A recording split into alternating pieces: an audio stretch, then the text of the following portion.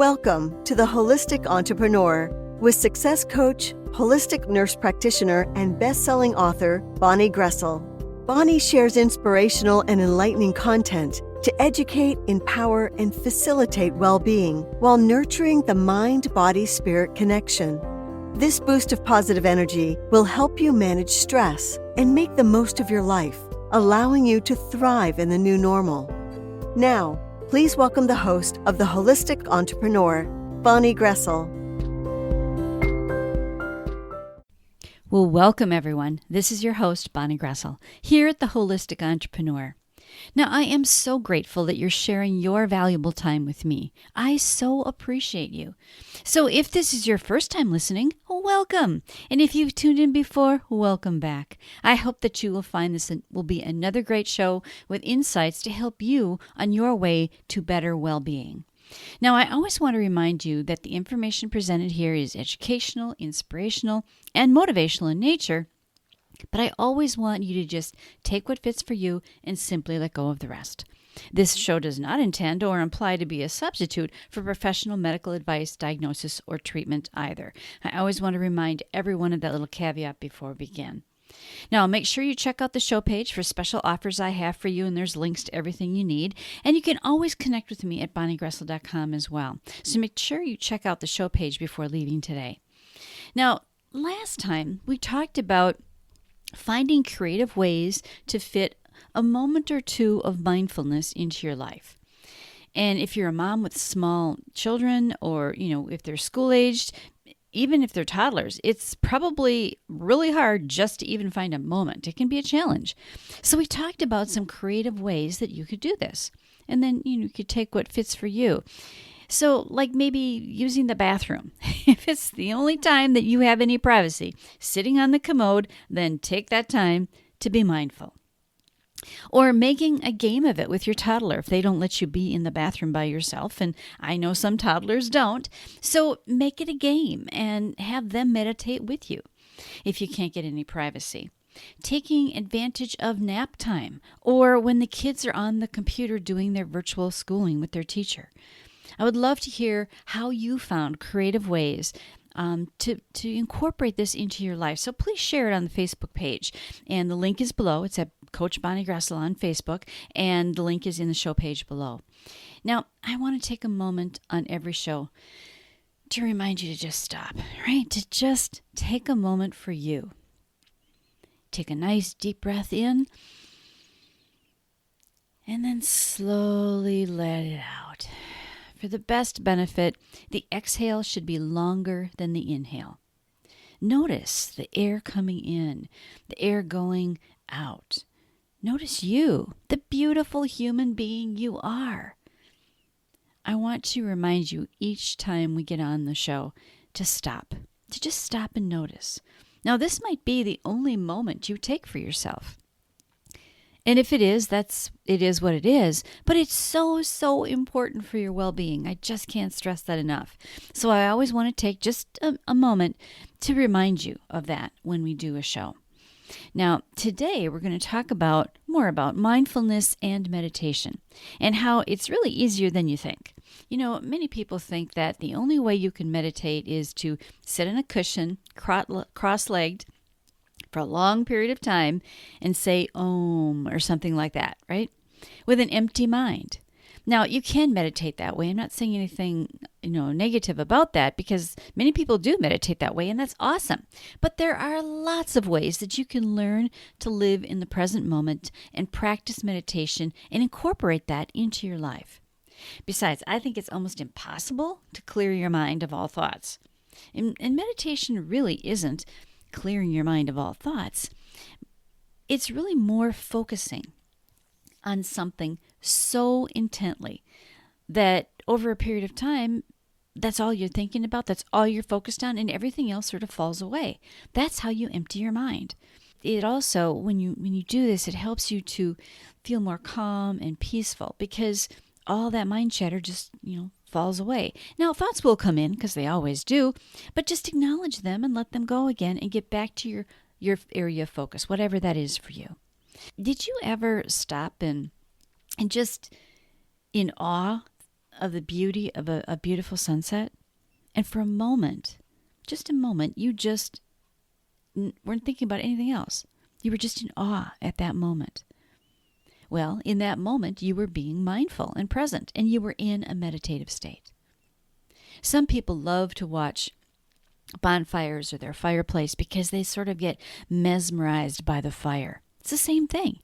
You're so focused on that flame that you're not thinking about anything else at that time. The mind chatter falls away.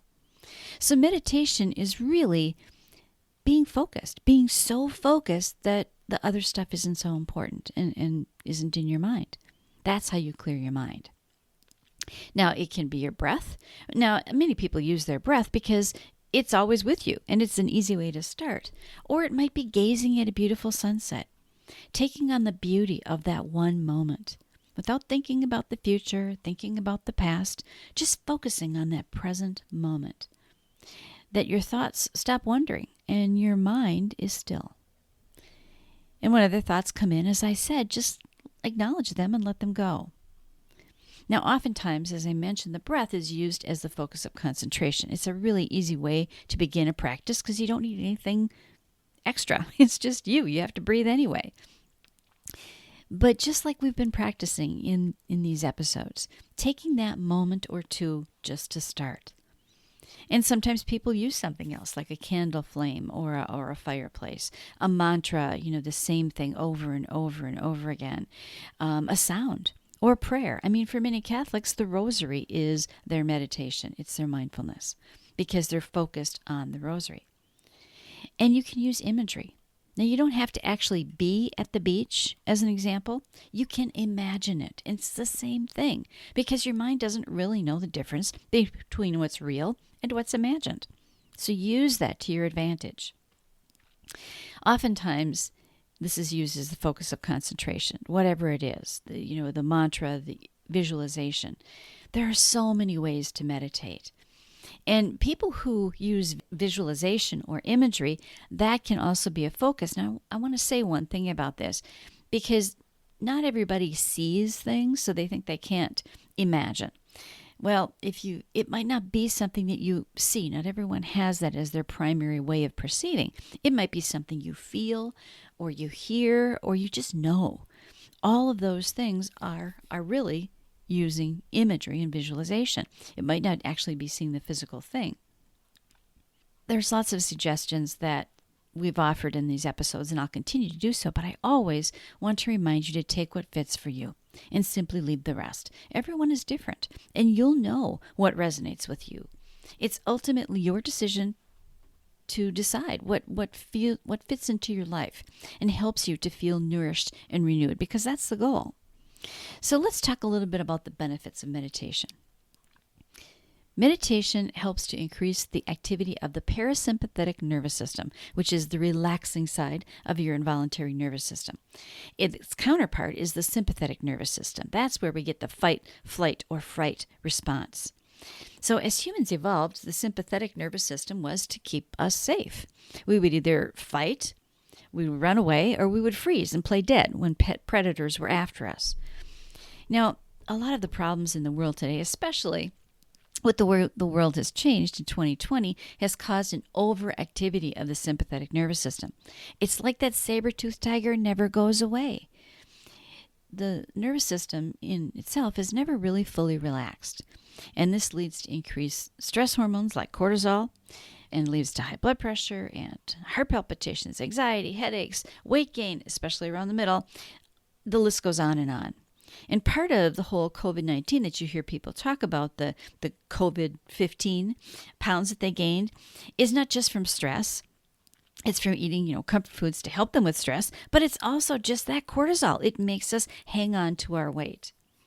So stress can even cause skin and gastrointestinal problems. And in a later episode, we'll talk about the effects of chronic stress, but it's a huge topic, and we're not going to get into that today. But creating balance through attention, through your breathing, through guided meditation, visualization will help to counteract those things. It'll slow your heart rate, lower your blood pressure, lower your cortisol levels, and strengthen your immune system. And everyone needs that these days. These practices also increase the release of the feel-good chemicals in your brain, like the beta endorphins that help us feel calm and relaxed. I mean, we all have more drugs in our brain than any drug company could ever make.